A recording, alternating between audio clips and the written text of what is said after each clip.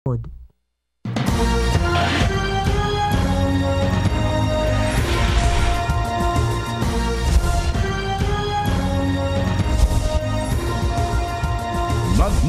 sa Philippine Information Agency, Philippines News Agency, Philippine Broadcasting Service, Radyo ng Bayan, IDC, at Telebisyon ng Bayan. Narito ang Radyo Vision.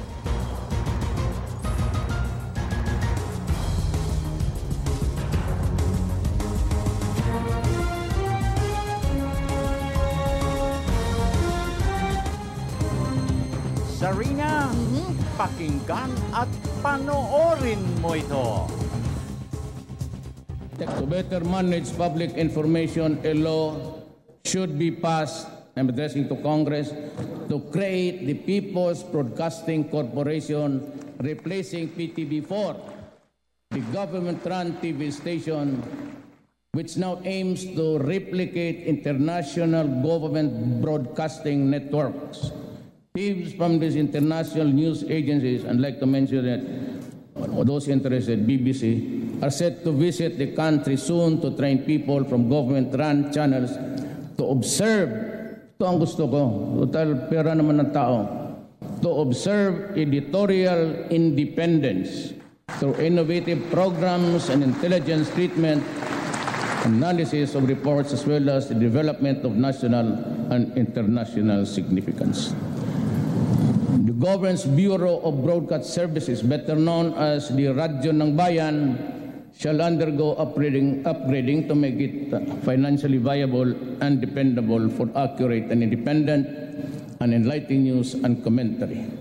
Radyo ng Bayan will be integrated with the PBC. As we are presently setting up a presidential communications satellite office in Davao City, PBC will also put up broadcast hubs in the Visayas and Mindanao. Okay, wala ba kayong mga kamay? Di ba? O, si Anthony, dito mga palakpak. Masyadong mabigat ang diin, na pinakawala ng Pangulong Duterte. Grabe. Talagang bibigyan niya na talaga ng bagong muka ang People's Government Station. Yes. Lahatin na natin. Lahat ng government stations, Right. Mapa Radio at saka Mapa TV. May upgrading ang Radyo ng Bayan. Nakakatuwa Magiging naman. world-class. Yes, kasama kay elevator. Upgrading daw eh. So, Ang elevator dapat mauna. Dapat diba? mauna. Nako, hindi nakarating yan kay President Duterte. Makakarating yan hindi sa niya pamagitan ni Secretary Andalan. Yes, sana. Okay. Isang makabuluhan, mapayapa, masaganang umaga, Luzon, Visayas, Mindanao. Saan man kayo naroon, anuman ang inyong ginagawa sa mga oras na ito, samahan po ninyo kami sa isa na namang edisyon ng ating Radyo Vision sa Media ng Bayan sa araw na ito ng Martes, Hulyo 26, 2016. At makakaagapay natin sa People's Television Channel 4, walang iba kundi ang ating kabalikat, Mr. Audrey Goriseta. Mr. Audrey, magandang morning. At dito naman sa ating Radyo ng Bayan Studio, ang wala pa rin kakupas-kupas na luningning ng Antipolo City. The girl with a dimple in every smile. My co-anchor lady, Miss Zarina La Porcelana Lozuegro. Zar, good morning. Good morning, El Guapito, Francis Cancino. Talaga naman. Alam mo, malilimutan ko yun, ha? Sige, Ayun. go. Good morning din po sa ating mga tagapakinig at nanonood ngayong umaga dito sa Radyo Vision. Sa loob po ng isang oras, samahan nyo kami na pag-usapan ng may init na issue dito sa ating bansa. Live kaming napapanood ngayon sa PTV4 at IBC 13. Live streaming naman po sa www.ptvnews.ph. At maaari nyo rin pong i-download ang aming PBS Radio app o PBS Rap sa inyong mga app store. At kung gusto niyo naman po na makilahok sa aming talakayan at pagbati, maaari kayong mag-text sa 0922-358-2679. At ang inyo pong kaagapay, Francis Cancino, nag-aanyaya, sama-sama tayo till 7 o'clock in the morning sa kabuuan ng ating Tuesday edition. Kalakip na rin ang pagpapakawala natin ng malawakang paglilingkod na pambayan. Of course, ang paghimay sa ilang mga mainit na isyong nakagumit sa ilan nating mga pahayagang pangumaga at ang ating talakayan sa ating hapag ng talastasan. At para po sa ating mga listeners sa DZRB, Radyo ng Bayan 738 on your dial. Kami po'y masusubaybayan at mapapakinggan nyo sa lahat ng 33 himpilan ng Philippine Broadcasting Service, Radyo ng Bayan, Luzon, Visayas, Mindanao, at worldwide sa pamagitan naman ng audio streaming. At para naman sa ating mga texters, please, huwag kalimutan ang inyong mga pangalan at addresses. In fairness, baka hindi mabasa ni La Porcelana ang mga mensaheng walang pangalan at address. And please, keep it short and simple. Good morning. Yes, good morning ka, Francis. Napanood kita. Oy, thank you. Oo, talagang pagkatapos nun, natulog na ako. Uy, talaga? So ako lang talaga pinanood. Ikaw lang ang inabangan ko doon sa special coverage ng SONA. Binuksan ko na lang nung nagsasalita na ang Pangulo. Nakakataba ng puso. Alam mo, gusto ko rin magpasalamat po sa PTV. Ay, grabe naman. Bakit hindi full length ang pagkakapanood ko? Okay. Akala ko nagsisigaw. Masyado kang Hot ang hot ko, no? Oo, Hindi na overwhelmed lang din ako kahapon. Pero, ano yung sinasabi? Defensive ang daw ganda ako. mo raw doon. Ay, oo. Ang ganda mo raw. Sabi nga. Oo. At Sabi saka yung headdress niya, ibang klase. Uy, grabe kayo. Uy, hello sa ating yung mga kababayan, ganyan, lumad. Oo nga Oo, naman. Hindi kung mukha kong lumad, okay lang. I'm proud to be. Yun. Ayan Dapat. Oo. Dapat. Hindi. Magkakaroon na rin lumad channel. Di ba nabanggit din ng ating Meron presidente? yan. Visayas, Mindanao, tignan magkakaroon. mo. Okay. Now, isa sa nakatawag din sa akin ng pansin sa mga agendang binitawan ng Pangulong Duterte, itong now na unilateral ceasefire with the CPP, NPA, NDF movement. Unilateral ceasefire. At inaasahan naman niya na sana maging sincero din ang kabilang panig na magdeklara din ng unilateral ceasefire nang wala munang kondisyon. Yung kondisyon at saka na pag-usapan yan. Because they are not in the best position to bargain with the government position. Siyempre, ang iiral dito kung anong gusto ng pamahalaan. Now, pwede naman pag-usapan yan. Pero wala na yung putukan dito, putukan doon. Alam mo, ang nag-drive sa Pangulo na talagang i-mention to sa kanyang SONA, yung mga pamilya na nawawala ng ama dahil yun yung ang nagiging sakripisyo yung mga sundalo natin. Walang May katapusang mga pagluha, widow, anak na naiwan ng kanilang mga magulang. Yun yung kumurot talaga sa puso ng lahat siguro, I think, or I'm sure, ng mga nakikinig sa kanyang SONA. Kaya nga sabi niya, now na. Immediately. Iuutos ko ang unilateral ceasefire. Yan ang binigyan niya ng diin. Talagang masyado siyang nababagabag doon sa pangyayari na labanan dito, labanan doon, danak ang dugo, may namamatay, nasasawi. Pagkatapos yung mga maiiwanan habang buhay na tumatangi. Yes, talagang yung loss nila hindi mapapalitan ng kahit anong tulong po mula sa gobyerno, pribadong grupo. No amount can ever compensate. Di ba? Wow, talaga namang natouch ako. Maraming agendang nilatag ang Pangulong Duterte na nakakatouch. Nakakatouch talaga. At saka lalo na yung sa krimen, kung maaari lang talaga, lumayo na kayo. Kayo. Lumayo na kayo, lumayo na kayo sa pinagbabawal na gamot sapagkat talagang seryoso siya. Kaya nga, please, Anthony, iwasan mo na. Alam mo, hindi ako ay kaibigan ni Anthony. Gusto ko lang siyang tulungan. Gusto mo mabuhay pa? Oo. Kung gusto mo pa yung buhay mo, mahal mo pa, di ba? Ang sama kay Anthony. Alam mo. Anyway, hindi pang lahat yun, ikaw talaga. Alam mo, para kang pulis kung magsalita. Anyway, puntahan na natin ang ating ito ang pinakamaganda words of wisdom natin. Dahan-dahan, Sarina. Go. Ang ating words of wisdom ngayon Tuesday morning po ay, people won't have time for you if you are always angry or complaining. Nako! Eksakto yung punto. Tagalogin mo. Sa Tagalog po. Okay. Walang panahon sa'yo ang ibang tao kung palagi ka na lang galit or nagrereklamo mula kay Stephen Hawking. Ayan. Maraming salamat po, Manteban. Okay. Totoo yan. Walang panahon sa'yo ang tao kung palagi ka na lang galit. Kaya nga. Bakit ka ba nagagalit?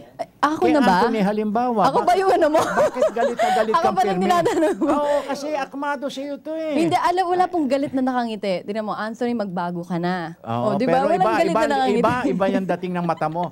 Parang gigil na gigil kang magbago Ay, hindi, ka na. grabe. I'm concerned lang ako sa kaibigan ko. Okay. Well, alam mo, itong words of wisdom na ito, totoo naman. Parang hindi ako nagsasayang ng oras eh, kung puro naririnig ko sa'yo reklamo, Oo, galit, di ba? Wala. Nakakahawa ka ng negative vibes eh. Kaya tanong mo, parang ayaw ka na nilang kausap. Oy, ako talaga? Oo, ayaw kasi parimi ka daw galit, mas maganda ka pag hindi ka nagagalit. Ang Nakakainis babaeng baka laging maniwala yung mga tao. nakatawa ay maganda.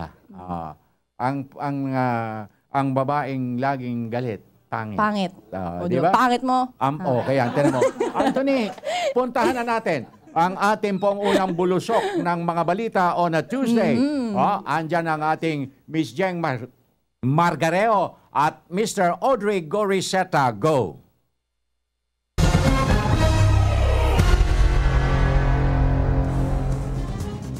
Narito na ang may init na balita dito sa Radyo Vision. Unang sona ni Pangulong Rodrigo Duterte na ihayag na sa sambayan ng Pilipino. Senador Coco Pimentel, bagong Senate President ng 17th Congress. Congressman Pantaleon Alvarez, na ihalal na bilang bagong House Speaker. At mga kumpanya ng langis, nagpatupad ng bawas presyo sa produktong petrolyo.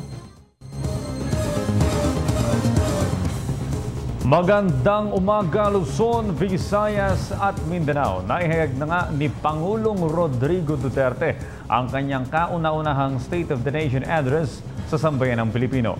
Maraming mga pagbabago ang nais ng Pangulo na ikabubuti ng kalagayan ng mga mamamayan, gaya ng pagkakaroon ng permanente at namamalaging kapayapaan sa Pilipinas.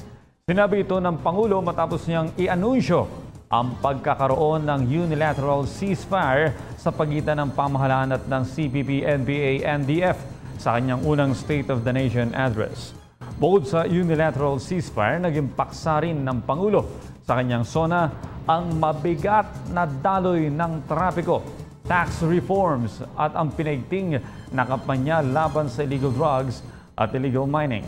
Kasama na rin dito ang pagpapabilis ng mga serbisyo ng gobyerno at mabilis na pagproseso ng mga papeles nito, maging ang kanyang hangad na palawakin ang validity ng lisensya at pasaporte. Pati na ang pagsasaayos at gawing mataas ang kalidad at standard ng PTV at Radyo ng Bayan ay kanya ring nabanggit. Tumagal lang halos 1.5 oras ang sona ng Pangulo. Naging mahigpit naman ang seguridad sa loob at labas ng Kongreso. At sa kabila nito, naging mapayapa naman ang makasaysayang pangyayaring ito. Samantala, si Senador Coco Pimentel na ang Senate President ng 17th Congress. Ito ay matapos niyang makakuha ng 20 boto mula sa 23 senador na dumalo sa pagbubukas ng sesyon kahapon. Iginiit ni Pimentel na ang pagiging patas ang kanyang magiging batayang prinsipyo sa pamumuno ng Senado. May report si Elena Luna.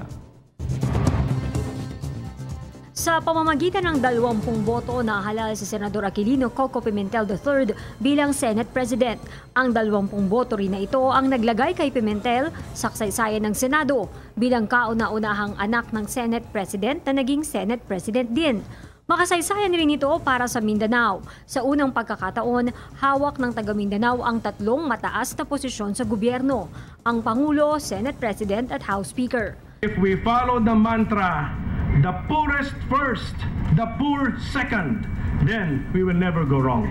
Good governance is not a function of the governors alone, but of the governed as well.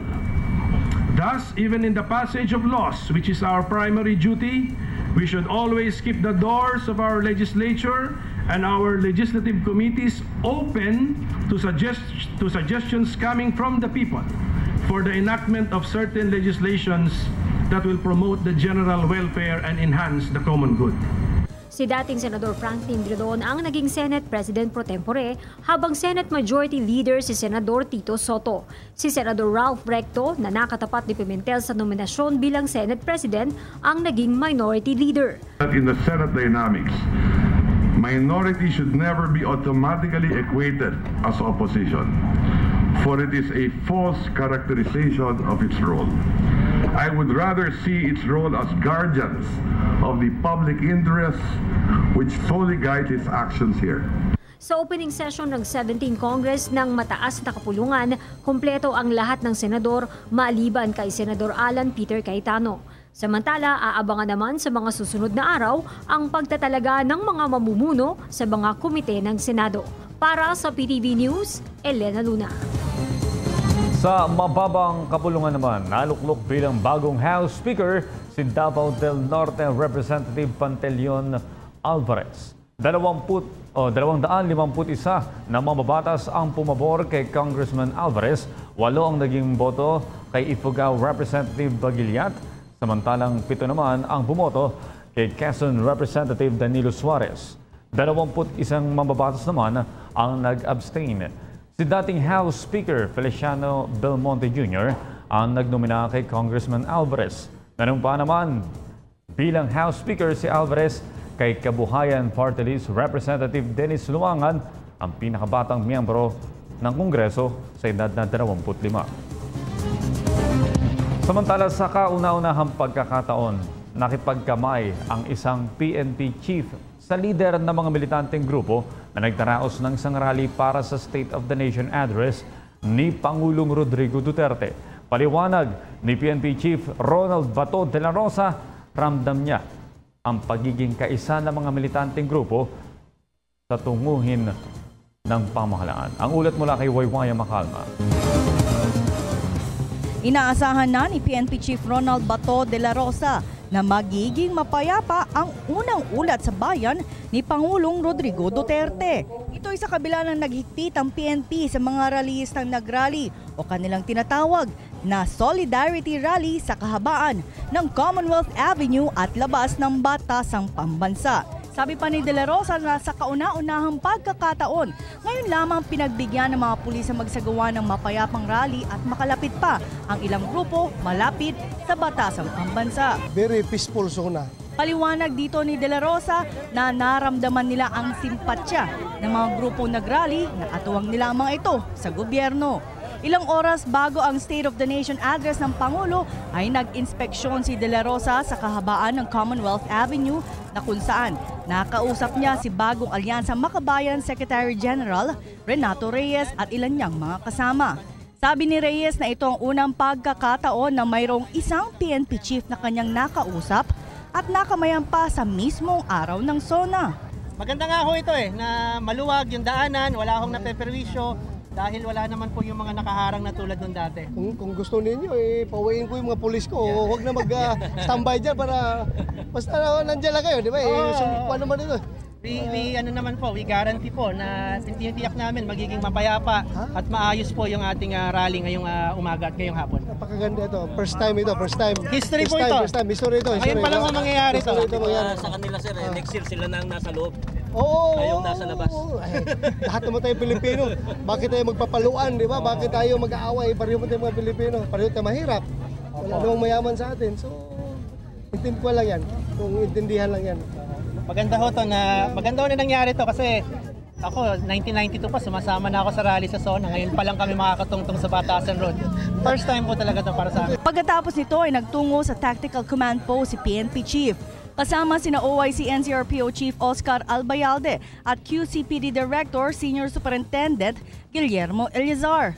Pagkatapos makipagpulong ng ilang minuto sa command post ay pinag-utos kaagad ni De La Rosa na huwag nang gamitin ang kanilang panangga o shield.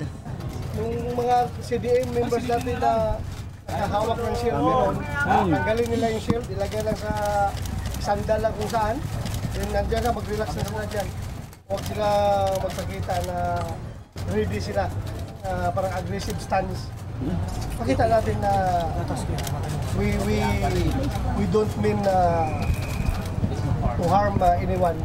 Gusto natin pakita na we want to embrace everyone. Matapos nito ay pinuntahan naman niya ang mga rallyista na naglagay pa ng stage ilang metro lamang ang layo sa Batasang Pambansa. Pagkaakyat ni De La Rosa sa entablado ay kanyang mensahe sa mga rallyista na makipagtulungan sa kanila para maging mapayapa ang SONA at anya, mababait ang kanyang mga pulis. Andito kami para kayo protektahan. Andito kami para hindi kayo saktan. Iisa lang po tayo, pareho tayo Pilipino. Sana matapos itong SONA na peaceful tayo, walang problema. Magtutulungan tayo ha, magtutulungan tayo. Kinausap din ni De La Rosa ang ilang pulis na nagbantay sa labas ng Batasang Complex. Natanggalin ang kanilang mga helmet dahil mainit at anya mag-relax na lang sila dahil wala naman silang kalaban ngayon. Pero habang nagsasagawa ng inspeksyon sa lugar ay may isang batang vendor ang natabig ang kanyang mga paninda at kaagad naman itong binayaran ni PNP Chief Ronald Bato de la Rosa. Para sa PTV News, ako si Waywayang Macalma. Samantala, suportado ng Armed Forces of the Philippines ang pagsusulong ng kapayapaan ni Pangulong Rodrigo Duterte. Sinabi ito ni AFP spokesman Restituto Padilla matapos ideklara ng Pangulo ang unilateral ceasefire sa Communist Party of the Philippines, New People's Army National Democratic Front. Ayon kay Padilla, susuportahan nila ang planong ito ng Pangulo na magbibigay ng pangmatagalang kapayapaan sa buong bansa. Sa kabila nito anya ay mananatili pa rin silang alerto sa namang posibleng pag-atake ng makakaliwang grupo. Ayon pa kay Padilla, karapat-dapat ding ibigay ang matagal nang hinahangad na kapayapaan ng mga Pilipino na matagal na rin naman nilang ipinaglalaban. 6 sa 10 Pilipino ang naniniwalang matutupad ni Pangulong Rodrigo Duterte ang karamihan sa kanyang mga pangako.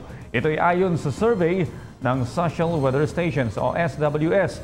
Batay sa naturang survey, 63% ng mga Pilipino ang nagsasabing matutupad ng Pangulo ang karamihan, ngunit hindi lahat sa kanyang mga pangako.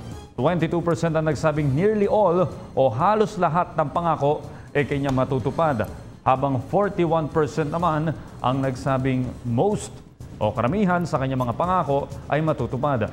Maliban dito, 30% naman ang nagsabing few o kakaunti lamang sa mga pangako ng Pangulo ang matutupad. At may 1% namang nagsabing wala o halos wala itong matutupad sa kanyang mga ipinangako. Ang survey ay isinagawa mula Hunyo 24 hanggang 27 sa may 1,200 respondents sa buong bansa. Tinanggap na ni dating Pangulong Fidel V. Ramos ang alok ni Pangulong Rodrigo Duterte na magsilbi bilang special envoy ng bansa kaugnay sa usapin ng West Philippine Sea. Ngunit bago makipag-usap sa China, si FVR, kailangan muna umanong pulungin ang National Security Council. May report si Marita Muahe. Formal nang tinanggap ni dating Pangulong Fidel V. Ramos ang alok ni Pangulong Rodrigo Duterte na pangunahan nito ang special envoy na kakatawan sa Pilipinas sa usapin ng West Philippine Sea. Nangyari ito sa isinagawang private meeting ni Pangulong Duterte kina dating Presidente Fidel V. Ramos at Presidential Peace Advisor Jesus Dureza dito sa Davao City. Sinabi ni Ramos na siya mismo ang nag-request kay Pangulong Duterte para sa meeting na ito at 2 oras nga daw silang nag-usap. Ipinaalam nito sa Pangulo na clear na daw siya ng kanyang mga doktor ukol sa kalagayan ng kanyang kalusugan. That I am cleared medically by my doctors in the Makati Medical Center. Samantala, sinabi naman ni Dureza na magkakaroon ng meeting ang National Security Council pagkatapos ng SONA. Meron na tayong National Security Council that is existing. It is composed of former presidents, so lahat na former presidents na buhay, at the heads of the different congressional levels like the Senate and the House, then key officials in the security cluster ng Malacanang, and so there will be a meeting of the National Security Council upon the arrangement made by our National Security Advisor, Secretary Jun Esperon. And this will be held a few days soon after the SONA. Bibigyan umano ni Pangulong Duterte si Ramos ukol sa policy direction ng bansa na dadalhin nito sa pakikipag-usap tungkol sa West Philippine Sea. Kinumpirma rin ni Ramos ang kahandaan niya sa bagong tungkulin na iniatas sa kanya. To prove to you, and he said you better do it to the media so they will know. I said, kaya natin to. Mula dito sa Davao City, ako si Marita Muahe, PTV News. Okay, good news naman para sa mga motorista. Nagpatupad ng bawas presyo sa mga produktong petrolyo ang mga kumpanya na langis ngayong araw. Epektibo kaninang alas 12 ng hating gabi. Kabilang sa mga nagpatupad ng tapyas presyo ay ang kumpanyang Sea Oil, Flying V at Shell. Batay sa kanilang abiso, 10 centavos ang bawas presyo sa kada litro ng gasolina. 35 centavos naman ang ibinaba sa presyo ng kada litro ng diesel, habang 30 centavos naman ang tapyas presyo sa kada litro ng kerosene. Epektibo rin kaninang alas 6 ng umaga, nagpatupad lamang ng bawas presyo ang mga kumpanyang PTT at Phoenix Petroleum sa kanilang gasolina at diesel. At yan po naman ang aming mga nakalap na balita at impormasyon para sa Radyo Vision. Ako po si Audrey Goriseta. Balik muna sa inyo kay Francis at Sharina. Maraming salamat, Audrey Goriseta. 25 minutos, 35 segundos na makalipas ang alas 6. Buksan na natin ang ating cabinet at aparador. Salam and good morning, Ma'am Sar, Ka Francis. Ang ganda mo, Ma'am, kahapon mula kay Cobra. Thank you. Okay. DDS o Tokhang dapat ipadala na sa abroad. Bernard Del Llosa ng Tagum City. Kasi doon hahabulin yung mga drug lords. Gusto niya yun. Ganda ng Como, Ma'am. From Silan ng Bungaw, Tawi-Tawi. Ang ganda mo raw talaga. Talagang akmadong-akmado sa Lumad Beauty daw. Okay, magandang umaga sa inyo, gwapong Sir Francis at magandang Ma'am Sarina. Pakibati po ang aking mama at papa na araw-araw nakikinig sa inyo. Maraming salamat po. Rien po ng Sogod, Zauren Leyte. Thank you very much. Good morning, Ma'am Sarina and Ka Francis. Mabuhay ang Channel 4. Greet ko lahat ang taga Calbayog City. Magandang sona ng Pangulong Duterte. Matahimik at masaya. Ron. Okay. What you think, eto pakinggan mo to, Zarina. What you think, you become. What you feel, you feel. You attract. What you imagine, you create. Buddha. Jaime po ng Singapore. Naku, maganda yun. Maraming salamat po. Maganda yung sinabi niya. What you think, you become. Kung ano iniisip mo, yung ka. Hindi ba? Totoo yun. And what you feel, you feel. You attract. Okay. What you imagine, you create. Ganda naman talaga. Kaya ikaw, huwag kang mag-iisip ng pangit, di ba? Pangit. Kasi ma-attract mo yung pangit. Papangit ka. Andiin, papangit ka. Papangit ka. Papangit ka rin. Sino? Ay, mali kasi sabi mo papangit ka. Binalik ko lang, papangit ka rin. Hindi naman ako nag-iisip ng masama. Ikaw yun eh. Kaya nga sabi ko siya, huwag kang mag-iisip ng masama. Papangit ka. Oo, kaya nga, papangit. Ka. Okay, sige na. Basahin mo na yung cabinet mo. Teka, natatawa ko. Okay. Nadagsag abigat, kakabsat, gwapo ka, Ka Francis. Kita mo na. Naps naman. Kastami tadeng. Napintas, Ma'am Zarina. Okay. Maraming salamat. Agbiag kayo apo, retired BFP. Roger Flores ng Ilocos, Slovakia. Maraming salamat po. Salam Ka Francis and Ma'am Zarina. Palagi kami nakikinig sa inyo. Malakas ang dating dito sa Barangay Kahahitan, Indanan from Fatima, Haifa, Amin. Salam and good morning, Sir Francis and Ma'am Zarina. Good morning po. Good morning. Buti na lang nagkaroon tayo ng President Digong dahil kung hindi, marahil nasa supermarket na ngayon ang bentahan ng shabu. From Rafi Akdam of Saya Village. Supermarket and grocery and sari-sari store. Okay. Mula sa Holosulu. Okay. Maayong buntag, Ma'am Zarina, Ka Francis, pakigreet sa kapatid ko na bago lang nag-blessing ng kanilang bahay sa Minglanilla, Cebu na sina Cathy and Bong Tingkang. Lagi silang nanonood sa inyo. Maraming salamat po. Thank you. Good morning, Sir Francis, Ma'am Zarina. Nabanggit ni President Digong ang dagdag sweldo sa mga empleyado ng DepEd o ng mga guro. Kung tinatanong niya kung nabanggit daw pa. At ilang porsyento po ba ang kanya idadagdag sa mga guro? Mula kay Raf ng Holosulu. Magandang umaga po. Okay, tuloy-tuloy na muna tayo at puntahan na natin paraanin ang unang sigwada ng ating Provincial Roundup. Bayan Patrol Report! Unahin na natin, Ka Francis, ang Davao Radyo ng Bayan kasama si Peng Alinio. Maayong buntag, Peng. Konektado ka. Maayong buntag, Sarina at kasama Francis. Pinatigan ni Davao o ni Bayan muna Party List Representative Attorney Carlos Isagani Zarate ang sona ni Pangulong Rodrigo Duterte na ito anya ay nakakabagbag damdamin at tagos sa puso at lapat sa lupa. Ang sonaan niya na kanyang mga binanggit ay talagang para sa taong bayan na yun ang kanilang kinakailangan.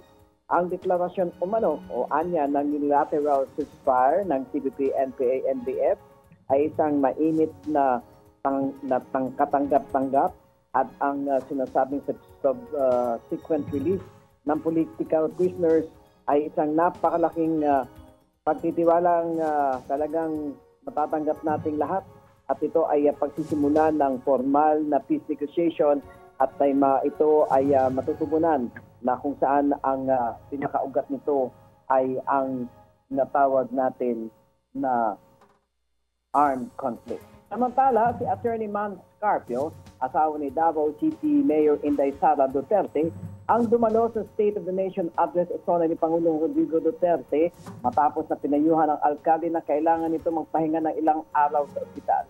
Dumating sa Manila si Inday Sara kasama ang kanyang spokesperson na si Jess Tupas maaga ng Lunes, at ito ay nagpa-check up sa isang hospital sa hindi malamang kadahilanan, at ang advice ay kailangan niya munang magpahinga.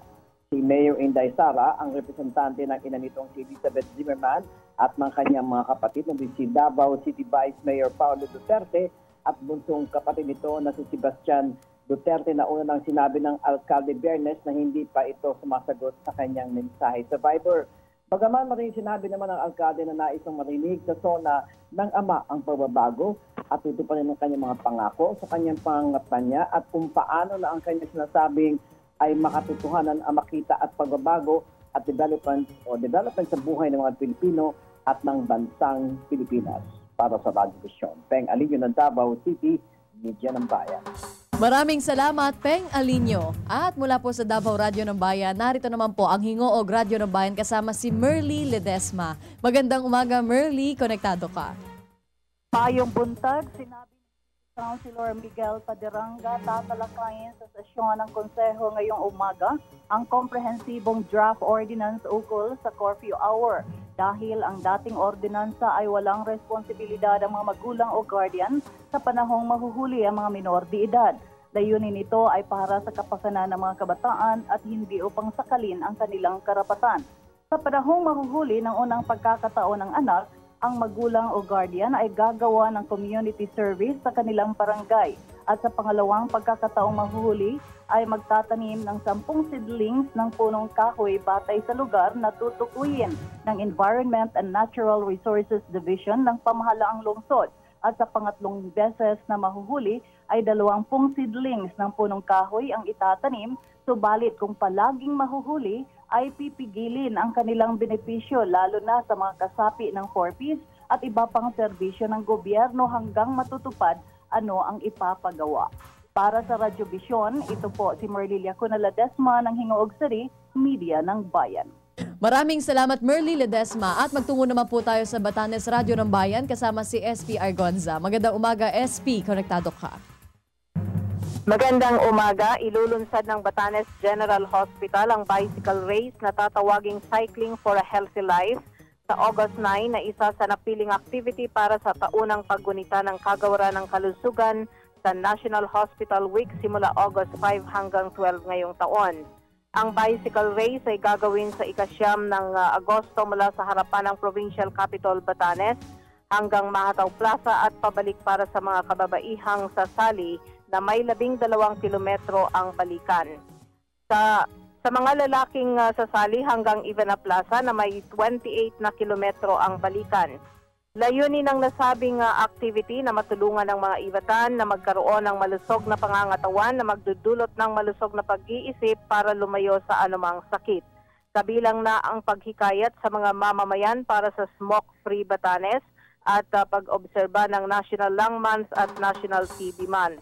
Ang bawat participant ay may registration fee na 300 kung maagang magparehistro at 350 bawat isa kung magparehistro matapos ang July 22. Ang makakalat na pera ay idadagdag sa pondo para sa advokasya ng Batanes General Hospital na Smoke-Free Batanes. Para sa Radyo Vision, SP Argonza ng DWBT Batanes, Media ng Bayan. Maraming salamat, SP Argonza. Yehey! Finally, nag-report na rin si Idol Gemma Amor La Rosa, the weather lover. Thank you, Lord. Magaling na siya. Answered prayer ako. Na-miss namin siya sa Radyo Vision. Buhay na naman ang weather reporting. Richard Galang, Fanny Amor from Quezon City. Okay, Amor. Alamin mo na si Dahil Amor dyan, ang yes, ating weather puntahan outlook. natin. Nanonood si Richard. Narito na po, live sa Pag-asa DOST, ang ating kasamahan na si Amor La Rosa. Magandang umaga, Amor. Konektado ka. Amor. Bagong lahat, maraming salamat sa nagpadala ng text message. Magandang umaga, Zarina. Magandang umaga, Ka Francis. At sa lahat ng ating mga manonood, narito na po ang latest sa lagay ng ating panahon. Ngayong araw, walang umiiral na sama ng panahon o bagyo. Dito po yan sa loob ng Philippine Area of Responsibility. Pero dahil po dito sa ITCZ o yung Intertropical Convergence Zone na makakaapekto sa Mindanao, mararanasan po dito yung maulap na kalangitan at ganun din yung maulang panahon. Sa katunayan, ayon sa forecast ng Pag-asa, mararanasan dito yung maulap na kalangitan na magdudulot ng mahina hanggang sa katamtamang pag-ulan at mga pagkidlat pagkulog. Dito naman sa Metro Manila at ganun din sa natitirang bahagi pa ng ating bansa, mararanasan naman natin ang generally fair weather condition. Ibig sabihin yan, meron tayong bahagya hanggang sa maulap na kalangitan, pero posible pa rin ang pagkakaroon ng mga pulupulong pag-ulan o pagkidlat pagkulog, lalong-lalo na po yan sa hapon o sa gabi. Dahil po ito sa init na ma-accumulate sa umaga o kaya naman sa tanghali, posibleng magkaroon po ng cloud formation sa latter part of the day. Kaya ang magandang gawin natin, magdala po ng payong kung kayo po ay lalabas ng inyong bahay. At sa puntong ito ay check po natin ang inaasahang agwat ng temperatura sa iba't ibang bahagi ng bansa. Unahin natin dito sa Luzon para sa mga nasa Baguio City at mamamasyal ngayong araw, ang temperatura at 16 to 25 degrees Celsius. Para naman sa Metro Manila, yung mga makikiisa dito yan sa National Science and Technology Week for today. Inaasahan mainit ang panahon, posible yang umabot sa 26 to 34 degrees Celsius. Dito naman tayo sa Legazpi, isama na rin natin yan. Diyos marhay na aga sa mga taga Bicol. Inaasahan nating temperatura 25 to 34 degrees Celsius at meron lamang chances ng pagkakaroon ng isolated cases ng rain showers or thunderstorms. Dako naman tayo dito sa Visayas para sa Iloilo at ganun din sa Bacolod. Ang temperatura abot po ito ng 26 to 33 degrees Celsius. Ibig sabihin yan mainit at maalinsangan ang panahon. Dito naman sa Metro Cebu para sa ating viewers, malipay gyud ka dahil mararanasan naman ang generally fair weather condition. Dito naman tayo sa bahagi ng Mindanao, sa Metro Davao, mag-amping ka. Inaasahan natin dyan ang maulap na kalangitan na magdudulot naman ng mga pag-ulan at pagkidlat pagkulog. Dito naman sa may bahagi po ng Zamboanga, asahan po ninyo ang pagkakaroon ng 24 to 33 degrees Celsius. Yan po ang latest sa lagay ng ating panahon para sa Radyo Vision. Ako po si Amor La Rosa mula dito sa Pag-asa DOST Media ng Bayan. Maraming salamat, Amor La Rosa. Okay, words of wisdom. A positive person, it will never be a negative idea. Sikpaw ng Sogod, Southern Leyte. Thank you very much. Good morning po, ma'am, sir. Komportable po kaming nanonood sa inyong programa. Maribel Dizon ng Arayat, Pampanga. More power po sa inyong programa. Thank you very, very much. Magandang umaga, Ma'am Sarina at Ka Francis. Pakigreet po kina Conching Blas Katipay, Darwin Gamay, Zezaldo, Arthur Tisi Katipay, Vinzoy at Shokoy. Maraming salamat po. Good day, Sir Francis, Ma'am Serena. Gusto ko lang pong batiin ng happy birthday ang aking love of my life na si Edgar Olivero. Galing po ito kay Joy at sa mga anak niya na sina April, John Olivero. Maraming salamat po, more power. Meron ka pang Ito naman po hapon na sa text aking yan. aparador. Good morning po, Sir, Ma'am, sa Radyo Vision. Sana po bigyan pansin itong mga nagkakating trip na mga public utility vehicles sa'yo o yung mga jeep at saka yung FX. Lalo na dito sa LRT2 Santolan Station, biyaheng Kogyo, Padilla, sinamantala ng mga driver tuwing gabi or tag-ulan. Manoy Tony po ng Kogyo Antipolo. Salamat po. Okay. Sana nga po bigyan ng pansin ito. Kasi pag sumasakay, even me, nakalagay doon sa placard nila na Cubao, pero hanggang dito lang sila sa LRT station. Siyempre may mga nakasakay po mga bata at matatanda, napipilitang bumaba dahil nililipat ng jeep kahit umuulan. Iyan ang Sana mga sistemang cutting trip. Oo. Para magdoble-doble ka ng gastos, lalo na kung mga ganyang umuulan. Nakakaawa talaga. Ugali ng marami nating mga public utility drivers yan. Kaya nga, humihingi nga ng emergency powers ang ating Pangulong Duterte para ayusin niya yung traffic situation dati. Traffic, yes. Hindi ba napansin doon sa kanyang zona, nabanggit niya, humingi siya ng talagang emergency powers para ayusin niya. Yung mga terminal, yung kanto-kanto, yung mga illegal na naku po, terminal. lahat yan, pati colorum na tinamaan ng magaling na yan na since time immemorial, nandiyan dyan na yung colorum. Walang nakapag-alis na mga colorum sa lansangan. Yes, tama ka, Francis. Ang nagpupush sa mga jeepney drivers na to na mag-cutting trip, traffic talaga. Oo. Kasi traffic papuntang Cubao, so naiipit yung mga jeep na pauwi naman ko na ng Antipolo, Kogyo. Sila yung nag-U-turn ngayon para isa kay mga naghihintay naman na pasahero. Hindi na sila aabot doon sa kanilang sa talagang ruta. destination. Yes. Doon sa ikaw ba, ano ba sinasakyan mo papuntang Antipolo? Jeepney. Nag-jeep din at nakakaranas talaga ako ng cutting trip, ka, Francis. Hindi, Hindi biro talaga. Mabuti sa inyo, mahahaba ang ruta. Dito sa Maynila, mula Sampaloc lang hanggang Quiapo, nagdadalawang sakay ka pa, kuminsan 3 pa. Oo, yes. Napaka-iksing ruta. Parang pwede Wala namang... pang 4 kilometers yun, isipin mo. Pag ganyan, lalo na mga ganyang panahon ng tagulan at baha, nako, sasabihin ng driver, ma'am, baha ho doon, baba na kayo rito. Sus Marios. Diba? Nakakaaway mga commuters may text natin. ka Ito pa meron pa. Ma'am, good morning po and Sir Francis. Pa-report po, may mga batang nagra-rugby sa may Mindanao Avenue, Tandang Sora, papasok papuntang Visayas Avenue tuwing 3 a.m. mula kay Raymond ng Cubao. Well, talagang marami yan. Yung rugby na yan. Lalo na doon sa mga flyover, yung mga footbridge. Sa mga footbridges, matatakot ka dyan sa hating gabi, mga 10 oras. May mga nagkukumpulang mga bata dyan, nagra-rugby. Bata as in minor de edad. As in menor. Yun yung nagpupo sa kanila na mag-snatch, di ba? Sila rin yung... Yan yung mga naguhulog ng bato sa mga flyover, na may mga nadidisgrasya tuloy, na pagtitripan. Ako, ewan ko nga pa. Tapos yung mga nagnanakaw sa mga, kunyari pag-traffic, sinasamantala nila, bubuksan yung taxi, oh my goodness. Yan. Naku, kaya talagang, ewan ko nga ba kung bakit ganyan. Okay, paranin muna natin ang ikalawang sigwada ng ating provincial roundup. Alamin na natin, Zarina. Mula po sa Dagupan Radyo ng Bayan, narito si Aimee Casino. Magandang umaga, Aimee. Konektado ka. Okay, masamsos siya kabosanin si Kenabin. Mababa pa rin ang bilang ng mga kabataang nagpaparehistro dito sa Pangasinan para sa SK election at nagpapavalidate para naman sa barangay election nitong Oktubre at 31.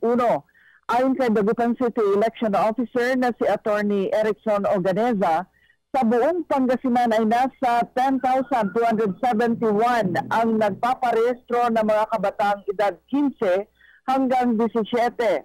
7,491 naman sa mga edad 18 hanggang 30.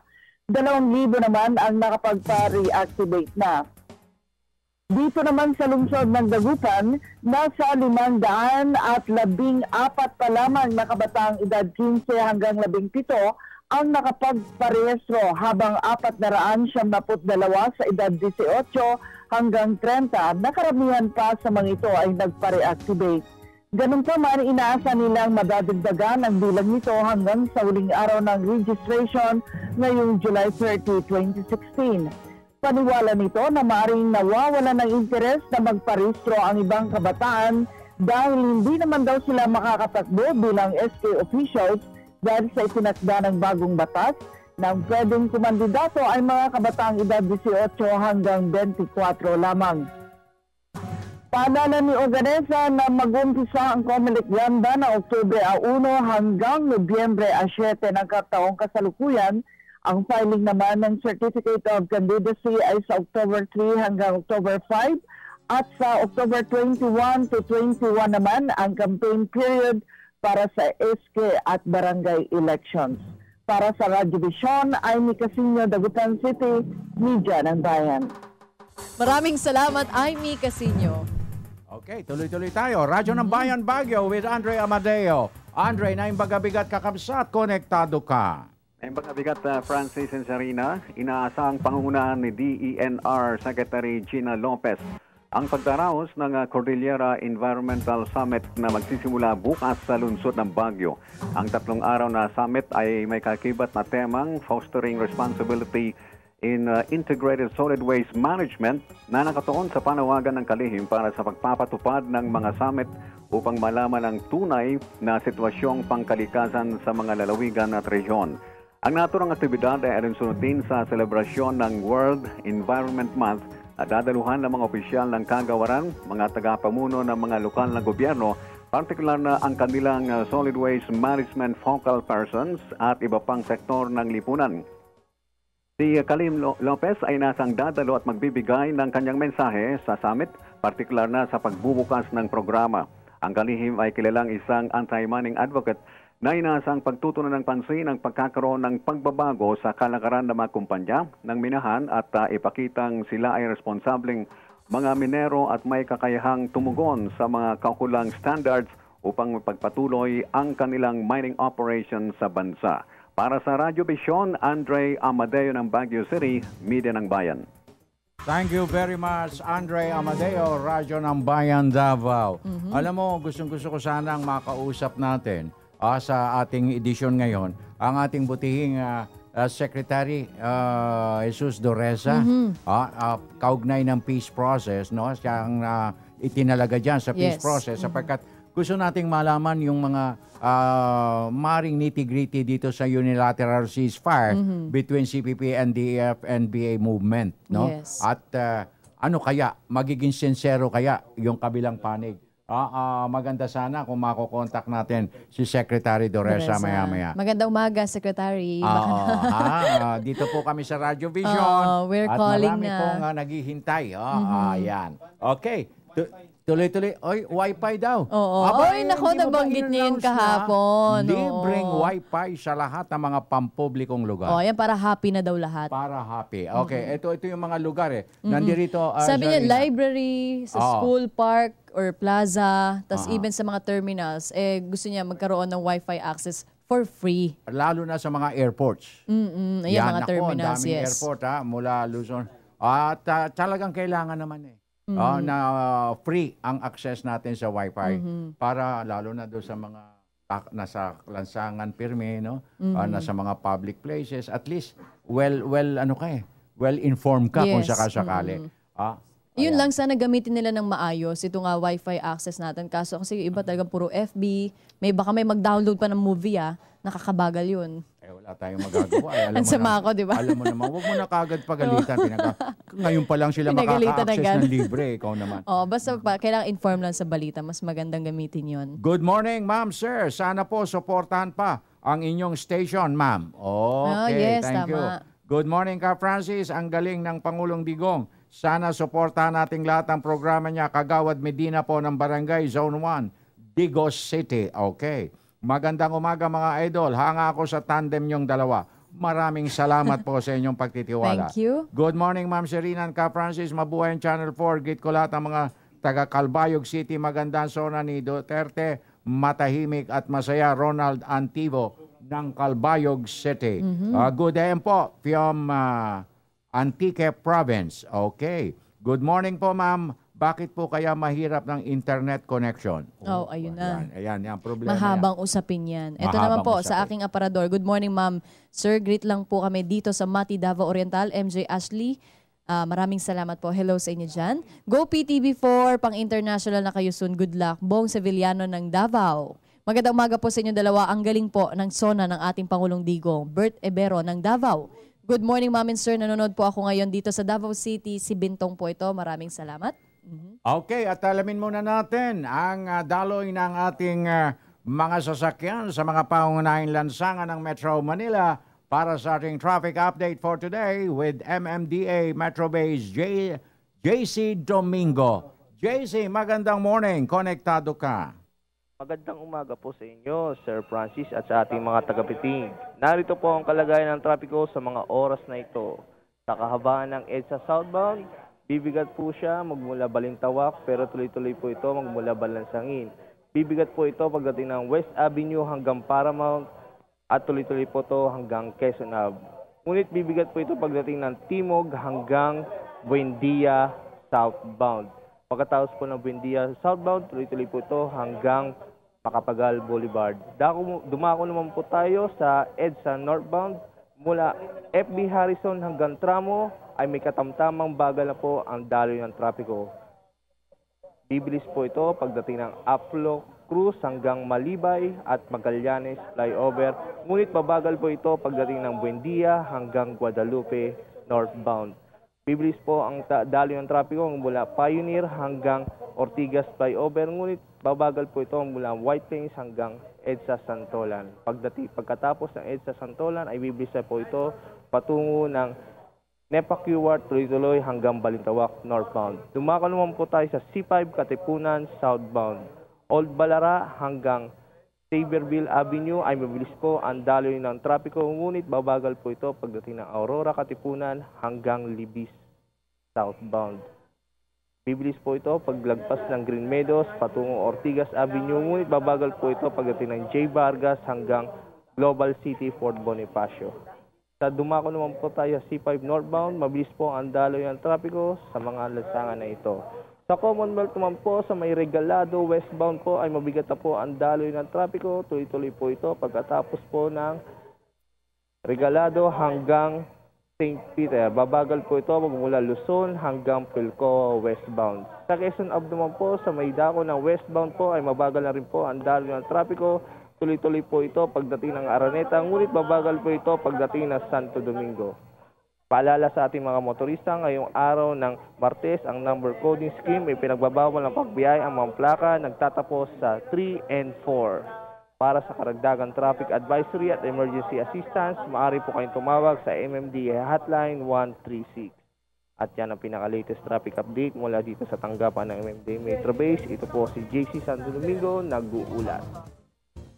Maraming salamat, JC Domingo. 51 minutos, 21 segundos makalipas ang alas 6. Magandang morning sa inyo, Ka Francis, at sa lahat ng mga nanonood, lalo na sa taga Borongan at Zogod.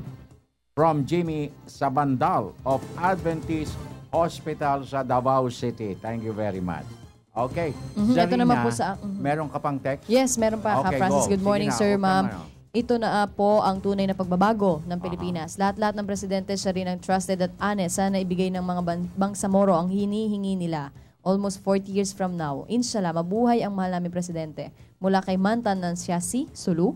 Maraming salamat po.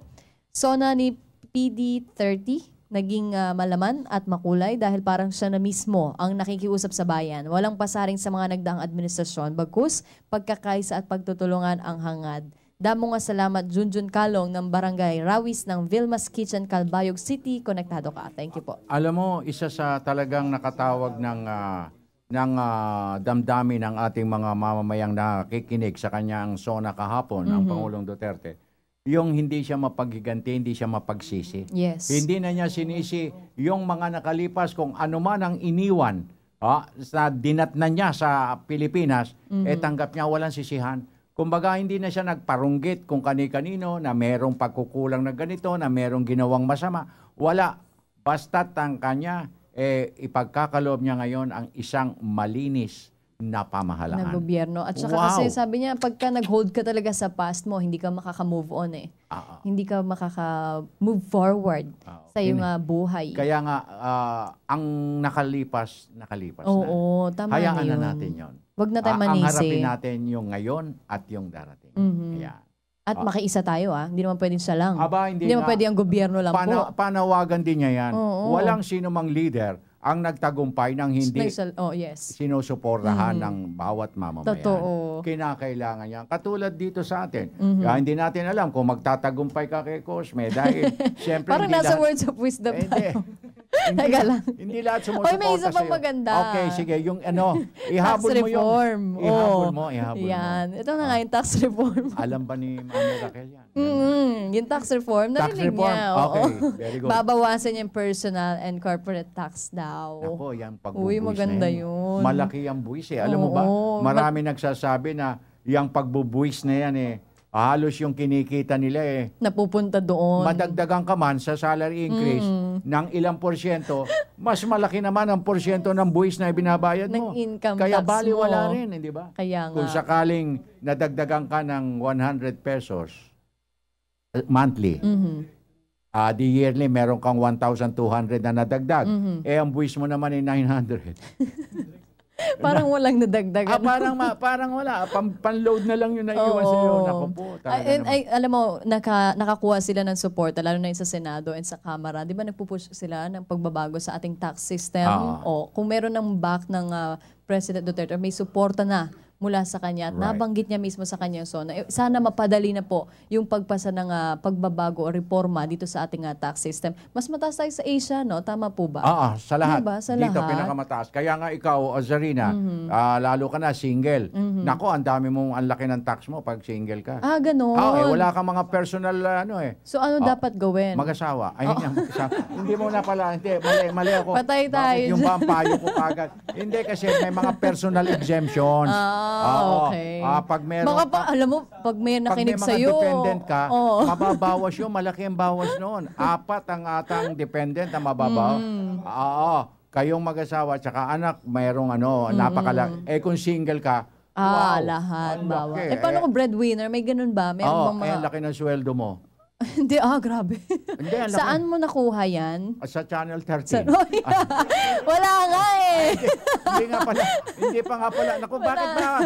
Pirmi na lang akong slip of the tongue. Hindi na nga namin alam yung word na sahod. Ano yun? Salary. Hindi ko na alam.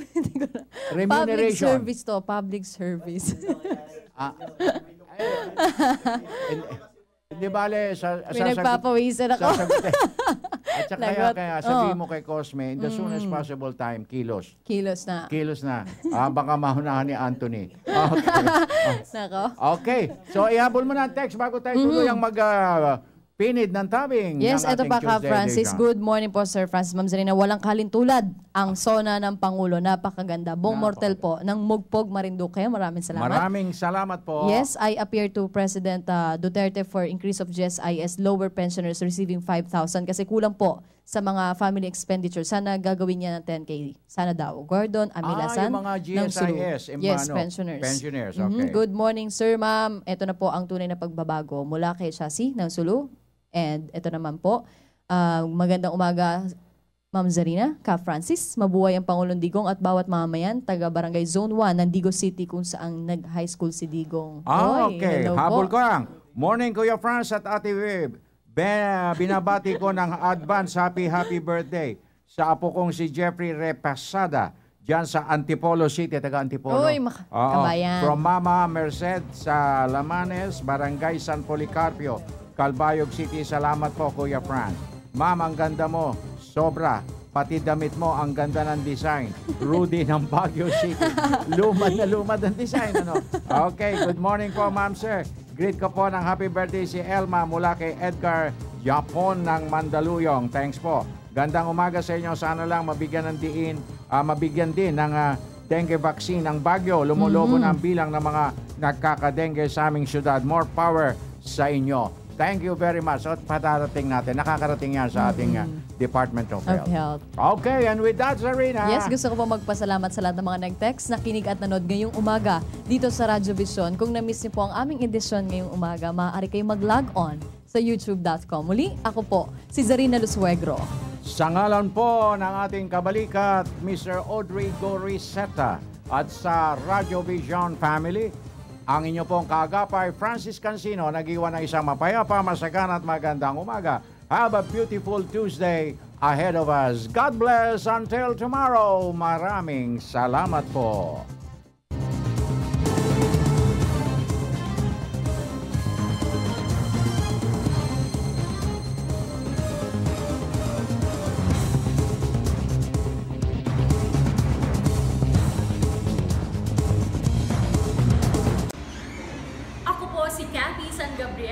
Subscribe na sa PTV YouTube channel.